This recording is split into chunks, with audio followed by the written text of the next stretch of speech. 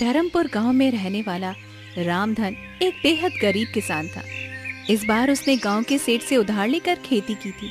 मौसम अच्छा रहा और खेतों में पहली बार फसल बहुत अच्छी आई थी।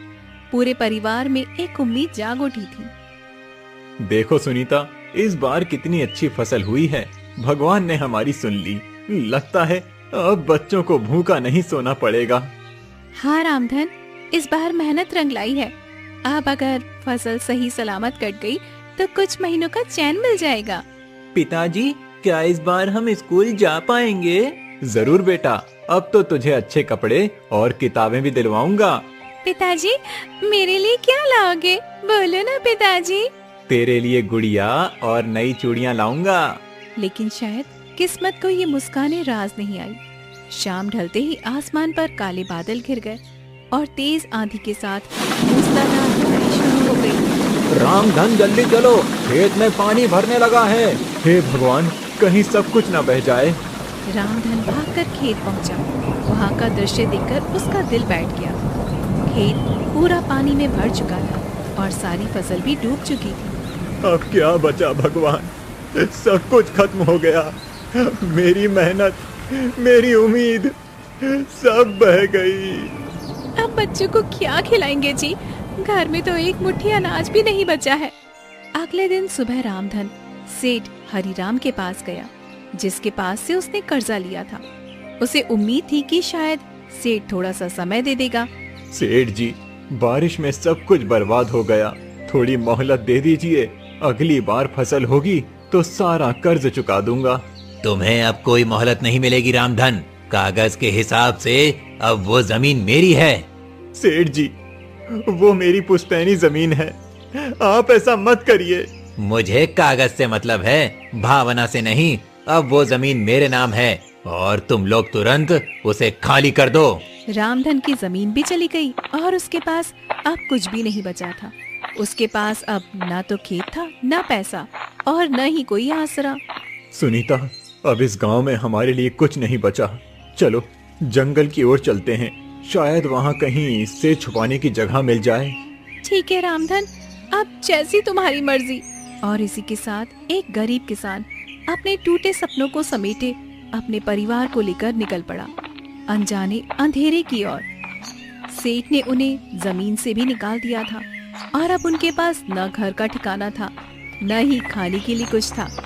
रामधन का परिवार एक बार फिर सड़क पर था। बारिश अब रुक चुकी थी, लेकिन उनके जीवन की बरसात थमने का नाम ही नहीं ले रही थी। चलो सुनीता, अब पीछे मत देखो। जो हो गया उसे सोचने से कुछ नहीं होगा। अब घर नहीं बचा सुनीता, बस जिम्मेदारी बची है इन बच्चों की। इन्हें भूखा नहीं सोने दूंगा, चाहे मुझे कुछ भी करना पड़े। पिताजी, अब हम कहाँ जाएंगे? बेटा, अभी हम एक जगह चल रहे हैं। वहाँ शायद कोई बूढ़े बाबा रहते हैं, जंगल के किनारे पर। सुना है वो अच्छे इंसान हैं। मुझे बहुत भूख लगी है बाबू, मुझे खाना चाहिए। थोड़ा और चल ले बेटा, वहाँ पहुँचते ही कुछ इंतजाम कर लेंगे। रामधन का परिवार गांव से बाहर निकलकर जंगल की ओर बढ़ गया। उन्हें दूर से ही एक टूटी हुई कुटिया दिखाई दी। पास जाने पर देखा वहाँ पर एक बूढ़ा साधु अपनी धुनी रमाए बैठा था। बाबा प्रणाम, हम लोग बहुत मुसीबत में हैं। हमारे पास अब कुछ भी नहीं बचा। बेटा, तुम्हारे चेहरे पर ईमानदारी दिख रही है। तुम चाहो तो इस कुटिया में रह सकते हो। कुछ ज्यादा नहीं है, लेकिन सिर छुपाने की जगह मिल जाएगी। आपका धन्यवाद बाबा, भगवान आपको सुख दे। अब वही टूटी कुटिया उनका नया ठिकाना बन गई थी। अगले दिन सुबह रामधन जंगल में लकड़ी काटने निकला, ताकि बाजार में उसे बेचकर कुछ पैसे मिल जाए। सुनीता, मैं जंगल जा रहा हूँ, लकड़ियाँ काट कर लाऊंगा। फिर उसे बेचकर कुछ सब्जी लाएंगे बच्चों के लिए। जल्दी लौट आना, खाना भी बनाना है और बच्चों को भी कुछ खिलाना है जी। रामधन दिन भर जंगल में पसीना बहाकर लकड़ियाँ काटता रहा और शाम होते ही उन्हें लेकर बाजार की ओर गया। वहाँ उसे बहुत कम पैसे मिले, पर उसने कुछ आलू, प्याज और थोड़ा सा आटा खरीद लिया। ये लो सुनीता, कुछ खाने का सामान लाया हूँ। कुछ खास तो नहीं है, लेकिन बच्चों का पेट तो भर जाएगा। तुमने इतना सब किया रामधन, अब तुम हाथ मुंह धोकर बैठो तो मैं तुम्हारे लिए भी रोटियां सेक देती हूँ। माँ, क्या आज गुड़ नहीं आया? आज नहीं बिटिया, लेकिन हम कल जरूर से गुड़ लेकर आ जाएंगे। रात को सभी ने सूखी रोटियों के साथ उबली सब्जी खाई और पहली बार किसी को भी कोई शिकायत नहीं थी। सबकी आंखों में थकान थी, लेकिन उस थकान में भी एक उम्मीद छिपी थी। अब हर दिन ऐसा ही होगा। मैं मेहनत करूंगा और हम सब मिलकर आगे बढ़ेंगे। हमारे पास कुछ भी नहीं है, लेकिन हम एक साथ हैं, यही सबसे बड़ी बात है। कठिनाइयों का पहाड़ उनके सामने खड़ा था, लेकिन रामधन ने हार नहीं मानी। उसका सफर अभी लंबा था, लेकिन उसका इरादा सटीक था। रामधन अब रोज जंगल जाकर लकड़ियां काटता और शाम तक उसे बाजार में बेचकर जो भी मिलता उससे राशन लाता। बच्चों की आंखों में अभी भूख दिखती थी, लेकिन वो अब शिकायत नहीं करते थे। परिवार के लिए संघर्ष अब उनकी आदत बन गई थी। सुनिए जी, जल्दी लौट आइएगा, कल बहुत देर हो गई थी और बिटिया आपके बिना ही सो गई थी। हाँ सुनीता, जल्दी लौटूंगा। आज थोड़ी ज्यादा लकड़ियां लाऊंगा ताकि कुछ पैसे ज्यादा मिल जाएं। पिताजी, आज क्या गुड़ भी लाएंगे? जरूर बेटा, इस बार तेरे लिए गुड़ भी और माँ के लिए एक साड़ी का सपना भी लेकर आऊंगा। और मेरे लिए चूड़ियां। तुम्हारे लिए सबसे सुंदर चूड़ियां बिटिया, बस भगवान थोड़ा साथ दे। रामधन मुस्कुराते हुए जंगल की ओर निकल पड़ा, लेकिन आज वो हर रोज से थोड़ा आगे निकल गया। वो सोच रहा था कि जितना ज्यादा लकड़ी मिलेगा उतना ज्यादा ही अच्छा होगा। आज ज्यादा लकड़ी चाहिए, ज्यादा लकड़ी मतलब ज्यादा पैसा मतलब सबके चेहरे पर खुशी। पेड़ों की गहराइयों में वो इतना आगे निकल गया कि उसे पता ही नहीं चला कि वो कहाँ पहुँच गया है। दूर तक सिर्फ जंगल ही जंगल था। वहाँ पर कोई रास्ता दिखाई नहीं दे रहा था, न ही कोई आवाज थी। अरे, ये कौन सी जगह है? ये रास्ता तो रोज वाला नहीं लगता है कहीं गलत दिशा में आ गया। वो इधर उधर देखने लगा, लेकिन उसे कोई दिशा समझ नहीं आ रही थी। आसमान में बादल घिरने लगे थे और हल्की सी बारिश भी शुरू हो गई थी। हे भगवान, अब क्या करूं? जिस दिशा से आया था वो भी भूल गया। अब कोई रास्ता नहीं सूझ रहा। उधर झोपड़ी में सुनीता बार बार जंगल की ओर देख रही थी। सूरज ढल चुका था, लेकिन रामधन नहीं लौटा। आज बहुत देर हो गई है, अब तक तो वो रोज लौट आते हैं, आज इतनी देर क्यों हो गई है? माँ, पिताजी को कुछ हो तो नहीं गया?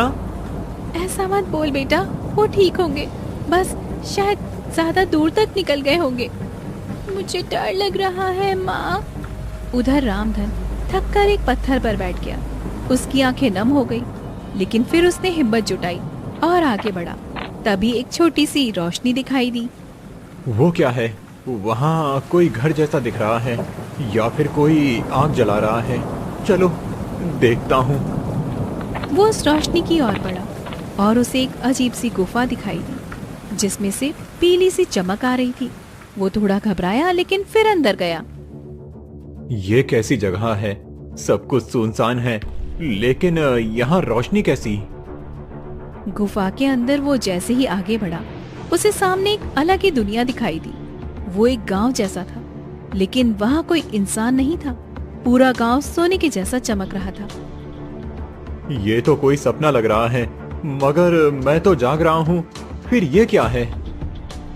अचानक दो सिपाही आए और रामधन से बोले, तुम कौन हो और यहाँ कैसे आए? मेरा नाम रामधन है। मैं गरीब किसान हूँ, रास्ता भटक गया हूँ। राजा के पास चलो, वो तुमसे मिलना चाहते हैं। रामधन डरते हुए उनके साथ महल की ओर चल पड़ा। उसे समझ नहीं आ रहा था कि अब उसके साथ क्या होने वाला है। रामधन डर और हैरानी के बीच आगे बढ़ रहा था। सोने जैसे इस गांव में कोई आदमी दिखाई नहीं दे रहा था, लेकिन ये जगह किसी सपने जैसी लग रही थी। मैं कहीं सपना तो नहीं देख रहा हूँ। सब कुछ इतना चमकदार कैसे है? और ये लोग कौन हैं?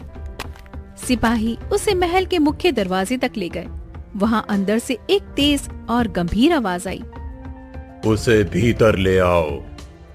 रामधन अंदर गया तो सामने एक ऊंचे आसन पर एक वृद्ध राजा बैठे थे, जिनके चेहरे पर तेज और आंखों में करुणा थी। बताओ कौन हो तुम और यहाँ कैसे आए? महाराज, मेरा नाम रामधन है। मैं एक गरीब किसान हूँ। बारिश में मेरी सारी फसल बह गई। सेठ ने मेरी जमीन छीन ली और अब मैं जंगल से लकड़ी काटकर अपने बच्चों का पेट पालता हूँ। आज रास्ता भटक गया तो ये गुफा दिखी। तुम्हारी बातों में सच्चाई दिखती है रामधन। तुम्हारा संघर्ष तुम्हारी आंखों में साफ दिखाई देता है। महाराज, हम तो बस 2 रोटी के लिए मेहनत करते हैं। हम गरीबों का तो कोई सहारा नहीं होता। तुम जैसे लोग ही असली राजा होते हैं रामधन, जो बिना शिकायत के परिवार को बचाने के लिए लड़ते हैं। राजा ने पास खड़े सिपाही को इशारा किया और एक छोटी सी तिजोरी मंगवाई। रामधन, ये लो कुछ सोने के सिक्के। इन्हें अपने पास रख लो और अपने घर जाओ। अपने बच्चों के लिए कुछ खाना और कपड़े लाओ और एक नई शुरुआत करो। महाराज, मैं ये नहीं ले सकता। हम गरीब हैं, लेकिन मेहनती हैं। ये मेहनत का ही इनाम है। अगर ये तुम जैसे ईमानदार आदमी को नहीं दूंगा तो किसे दूंगा? रामधन की आंखों में आंसू आ गए। वो झुककर राजा के चरणों में गया। आपने तो जैसे मेरी जिंदगी बदल दी महाराज। अब मैं अपने बच्चों को भूखा नहीं रखूंगा। जाओ रामधन, लेकिन याद रखना, ये गांव सिर्फ उन्हीं को दिखाई देता है जो सच्चे दिल से मेहनत करता है और अपने स्वार्थ से ऊपर होते हैं। अगली सुबह रामधन इन सिक्कों को लेकर बाजार में गया। वहाँ से उसने खूब सारा राशन लिया, बच्चों के लिए नए कपड़े खरीदे और सुनीता के लिए एक रंगीन साड़ी खरीदी। आज दिल से सुकून मिला सुनीता। बच्चों के चेहरे पर जो मुस्कान देखी है, वो सब कुछ भूल जाने जैसी है। अब लगता है जैसे हमारा भाग्य सच में बदल गया है, लेकिन इन सिक्कों से कर्ज चुकाना भी जरूरी है जी। रामधन उसी दिन सीधा सेठ हरिराम के घर पर गया। उसके हाथ में सिक्कों से भरी थैली थी। सेठ जी, ये लीजिए आपका कर्जा। पूरा चुका रहा हूँ। एक एक सिक्का मेहनत से आया है। रामधन, ये सब कैसे हुआ? अचानक तू इतना अमीर कैसे हो गया? कहीं चोरी तो नहीं की? सेठ जी, मैं गरीब हूँ, लेकिन चोर नहीं। मेहनत की है और भगवान की दया से ये मिला है। तू ये सब कहानी मुझे मत सुना। अब अगर तुझे कर्ज चुकाना ही था तो पहले क्यों नहीं चुकाया? अब चुका दिया सेठ जी, और अब आप मेरी जमीन के कागज भी लौटा दीजिए। सेठ को शक था, लेकिन सामने सोने के सिक्के दिखकर वो चुप हो गया। जमीन के कागज लौटाए और रामधन वहाँ से निकल गया। पिताजी, अब क्या हम फिर से उसी खेत में काम करेंगे? हाँ बेटा, अब वो खेत फिर से हमारा है। अब हम उसमें मेहनत करेंगे, लेकिन एक और सपना भी है। सपना कैसा? मैं बस सिर्फ खेती नहीं करूंगा, लकड़ी बेचने का छोटा कारोबार भी शुरू करूंगा। जंगल से लकड़ी लाऊंगा और गांव में बेचूंगा। रामधन ने 2 दिन में लकड़ी बेचने का एक ठेला बनवाया और अब हर सुबह जंगल जाता और शाम को बाजार में बेचकर लकड़ियों को घर पे लौटता। धीरे धीरे उसके पास पैसा भी बढ़ने लगा और गांव वाले भी अब उसे सम्मान की नजर से देखने लगे।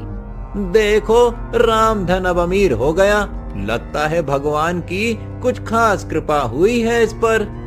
लेकिन सेठ हरिराम को चैन नहीं पड़ा। वो रोज सोचता कि आखिर रामधन के पास अचानक इतना धन कहाँ से आ गया है। उसने ठान लिया था कि अब वो इस रहस्य का पता लगाकर ही रहेगा। रामधन, अब मैं चुपचाप नहीं रहूंगा। मुझे भी देखना है ये पैसा आया कहाँ से। जरूर कोई राज है। एक दिन रामधन फिर से लकड़ी लेने जंगल गया और उसी रास्ते पर चला गया जिससे गुफा की ओर जाया जाता था। लेकिन पीछे पीछे सेठ भी छिपकर उसके पीछे आने लगा। आज फिर उसी रास्ते से जाऊंगा। राजा जी को धन्यवाद तो देना ही है। तो यही है रास्ता। तू यहीं से गया था, अब तो मैं भी तेरे पीछे पीछे चलूंगा। देखता हूँ क्या खेल है। कुछ ही दूर पर वो गुफा होगी। अब गुफा कहाँ है? दिखाई क्यों नहीं दे रही? लगता है किसी रहस्य में छुपा है सब। वो रही मेरी गुफा, वही जगह जहां मेरी तकदीर पलटी। तो तू यहीं आया था, अब मैं भी आऊंगा और जितना सोना मिलेगा सब मेरा होगा। हे भगवान, बस एक बार फिर उस राजा से मिलना हो जाए। अब तेरा भगवान नहीं, मेरा दिमाग चलेगा। मैं चुपचाप देखूंगा तू क्या करता है। राजा जी, क्या आप सुन रहे हैं? मैं फिर से आया हूँ। किससे बात कर रहा है ये? कोई है क्या भीतर? कौन हो तुम? मैं रामधन हूँ, राजा जी से मिलना है। ये आवाज कहाँ से आई? अंदर कोई सच में है?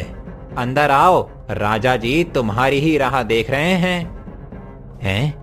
ये लोग तो इसे जानते हैं पहले से। ये जरूर कोई बड़ा राज है। मैं बहुत आभारी हूँ राजा जी का, उन्होंने मेरे जीवन को रोशनी दी। अब बहुत देख लिया, अब मेरी बारी है। सेठ धीरे से गुफा की ओर बढ़ा। जैसे ही वो अंदर जाने लगा, एक तेज चमक प्रकट हुई और चारों ओर अंधेरा छा गया। रुको, कौन हो तुम? मैं सेठ हरिराम हूँ, मुझे भी राजा से मिलना है। तुम्हारे अंदर लालच की गंध है, राजा ऐसे लोगों से नहीं मिलते। मैं जानता हूँ रामधन को ये सब कैसे मिला।